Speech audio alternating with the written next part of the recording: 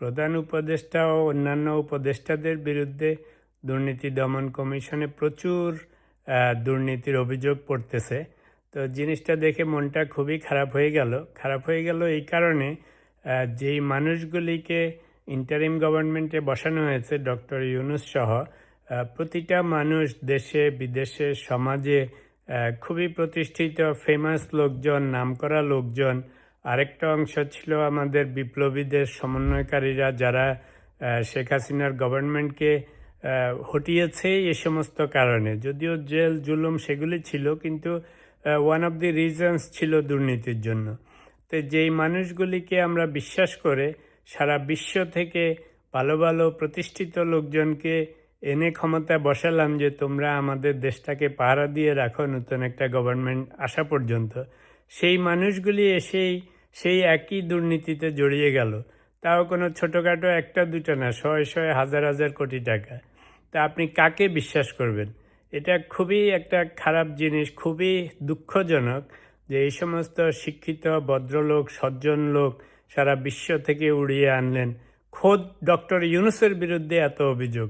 আচ্ছা, অন্যদের কথা বাদই দিলাম, তা আপনি এত মান্যগণ্য ব্যক্তি, দেশে বিদেশে হেন কিছু নাই আপনার জীবনে ঘটেনি, পান নাই, তারপরেও একটু লোভ সম্বরণ করতে পারলেন না, খুবই দুঃখজনক।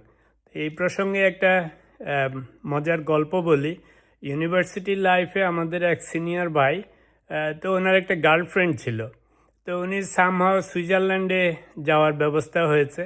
তো যাওয়ার সময় ওনারই এক খুব ক্লোজ ফ্রেন্ডকে বলে গেলেন যে দোস্ত, আমার গার্লফ্রেন্ডটাকে একটু দেখে রাখিস, আমি তো সুইজারল্যান্ড যাচ্ছি, ইনশাল্লাহ আসার পরে বিয়ে শাদী করব।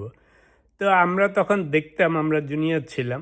তো কিছুদিন পর থেকে দেখলাম যে ওই ফ্রেন্ডের সাথেই ওনাদের খাতির হয়ে যাচ্ছে বেশি। তারপরে ওই ফ্রেন্ড সুইজারল্যান্ড থেকে ফোন করে, আর খোঁজ খবর নাই। তারপরে বোধহয় 1 বছর বা 2 বছর পরে এসছে বেচারা কষ্ট মষ্ট করে, এসে দেখে গার্লফ্রেন্ডও নাই, ফ্রেন্ডও নেই, অর্থাৎ যার কাছে দিয়ে গেছে সেই নিয়ে গেছে। তো এই গল্পটা শুনতে খারাপ লাগে, কিন্তু আমাদের ইন্টারিম গভর্নমেন্টে রেগুলার পলিটিশিয়ানরা আচ্ছা ঠিক আছে, এরা দুর্নীতিতে জড়িয়ে পড়ে বিভিন্ন কারণে। যেই মানুষগুলি শিক্ষিত সজ্জন, দেশে বিদেশে নাম করা, সেই মানুষগুলিকে মানে কত কষ্ট করে ডক্টর ইউনূসকে জোগাড় করে অন্যান্য লোকজনকে ইউনিভার্সিটি থেকে এখান থেকে ওখান থেকে এনে বসানো হলো ইন্টারিম গভর্নমেন্টে, শুধু কি করার জন্য? যে দেশটাকে আরেকটা গভর্নমেন্ট না আসা পর্যন্ত দেখে শুনে রাখার জন্য। এই হচ্ছে দেখে শুনে রাখার নমুনা। আরও দুঃখজনক হচ্ছে ইয়াং জেনারেশনের যে ছেলেগুলিকে নিয়ে, বিপ্লবীদেরকে নিয়ে গভর্নমেন্টে বসানো হলো, সেগুলি আরও বড় দুর্নীতিবাজ হয়ে বের হলো। চিন্তা করা যায়?